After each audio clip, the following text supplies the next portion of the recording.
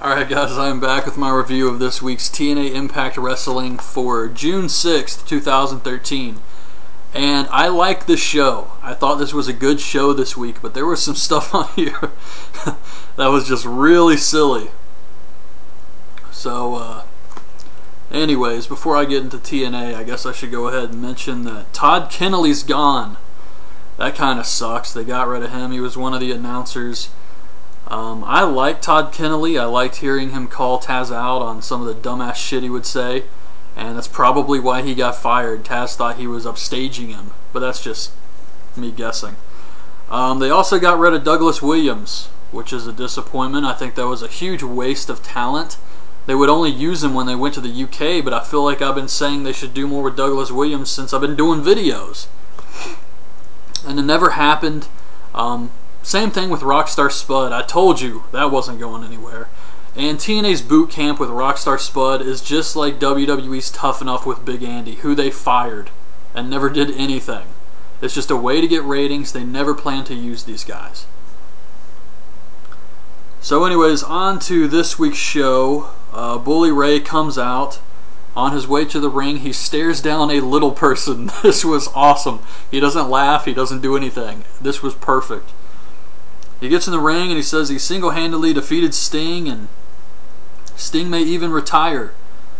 We can only hope. Now he wants to go in the Hall of Fame. So Hogan comes out looking like Michael Jackson with this one white glove because of his injured hand. And Hogan tells him about the Bound for Glory series and says he's going to face Jeff Hardy tonight. So Hardy comes out and Bully Ray starts freaking out. And Hogan says, don't worry, the title won't be on the line. Why? You can make any match you want. You're the general manager. Why not put the title on the line? But anyways, he says it's going to be a ladder match. And he says it's going to be for the hammer, since that's what Bully used to screw Jeff Hardy out of his rematch. So tell me again why the title's not on the line if you know Jeff Hardy was screwed out of his rematch. But anyways, Hogan says it's going to be a ladder, and above it is a ladder. A ladder with a ladder above. So he did botch that, which was kind of funny. But backstage, Chavo tells Hernandez they're both in the Bound for Glory series. Hernandez tries to shake his hand and says, thanks for teaching me the Guerrero way. And Chavo says, well, what did he say here? I taught you a lot, but I didn't teach you everything. And he leaves without shaking his hand. So Chavo's definitely turning heel. It's Chavo versus Hernandez in a qualifying match. Chavo escapes the border toss. He tries to roll up Hernandez. Hernandez counters, rolls up Chavo for the win. So like I said, definite heel turn for Chavo. He was very pissed off afterwards. Rampage Jackson's walking around backstage and everyone's kissing his ass. Devon comes out and says his match with Abyss was unsanctioned and he wants him to return the title. So Park comes out and attacks Devon. Devon starts beating up Park. He goes to hit him with a chair and Abyss's music hits. And Devon's distracted. And he leaves to go find Abyss. Park gets up and he's bleeding a little bit. He's getting pissed off and it looks like he goes to follow Devon. Now, what happens later, he does find Abyss. Abyss beats him up. But to me, it kind of feels like TNA wants... I don't know what the hell they want you to think. But to me, I could see something like we eventually find out Joseph Park is Abyss.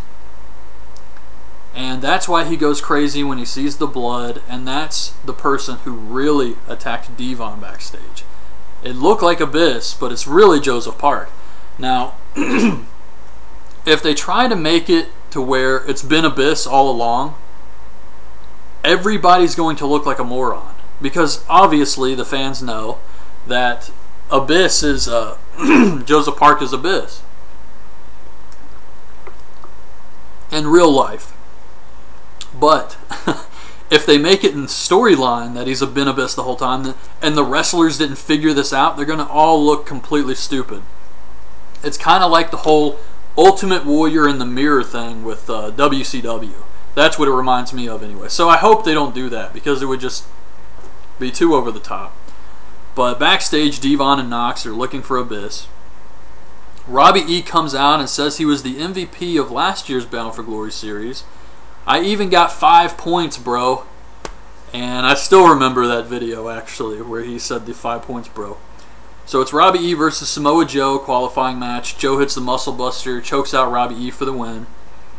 Mickie James brings Velvet Sky a scratch-off that TNA is doing. And she says she was going to save her, but Taryn showed up. And Velvet wants her rematch tonight, but Mickie says, I've already got a match tonight, and Velvet's pissed. Well, she shouldn't be pissed at Mickie James. It's not her fault. She has no control over this. She's already got a match.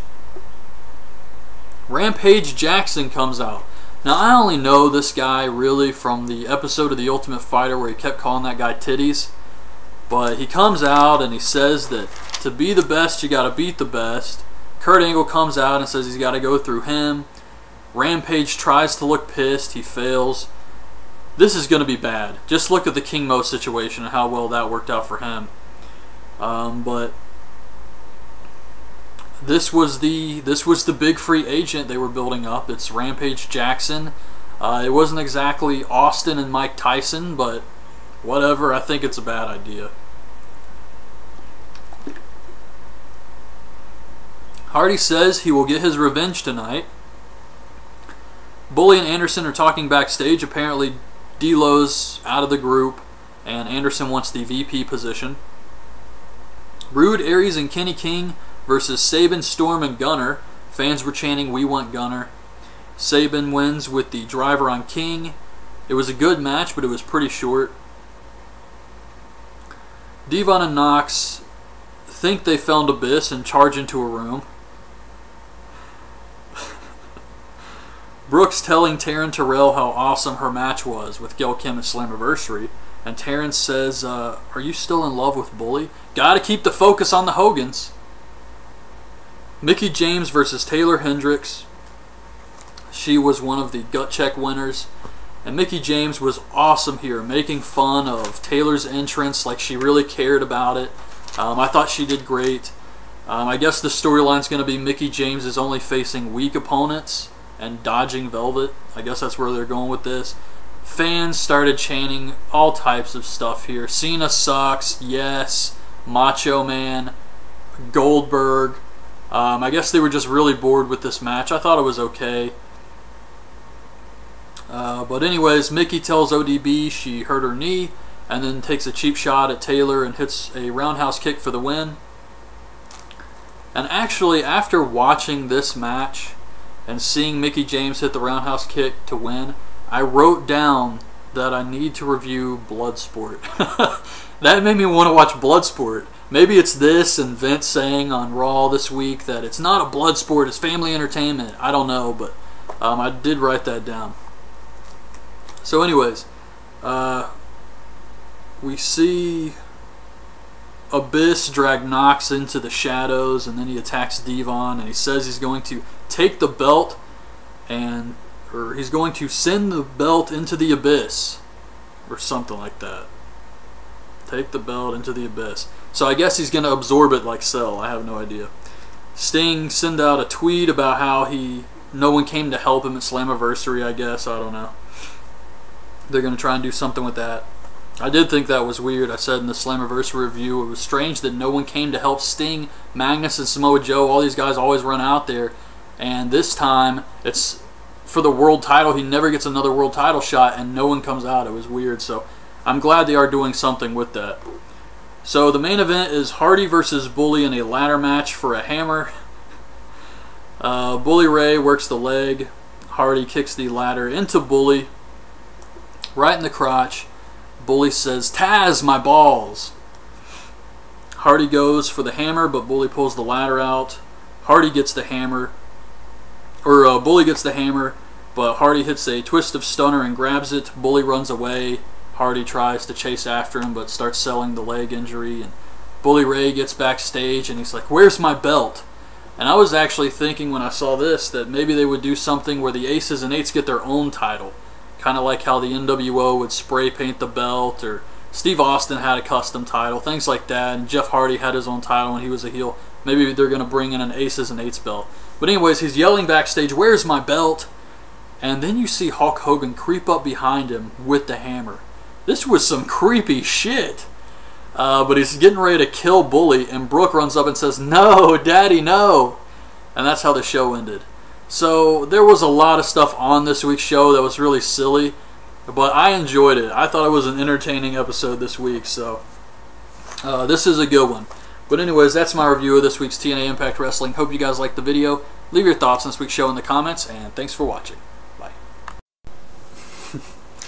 Alright guys, I'm back with my review of this week's TNA Impact Wrestling for June 6th, 2013. And I like this show. I thought this was a good show this week, but there was some stuff on. They also got rid of Douglas Williams, which is a disappointment. I think that was a huge waste of talent. They would only use him when they went to the UK, but I feel like I've been saying they should do more with Douglas Williams since I've been doing videos. That was just really silly. So, anyways, before I get into TNA, I guess I should go ahead and mention that Todd Kennelly's gone. That kind of sucks. They got rid of him, and it never happened. Same thing with Rockstar Spud. I told you that wasn't going anywhere. And TNA's boot camp with Rockstar Spud is just like WWE's Tough Enough with Big Andy, who they fired and never did. He was one of the announcers.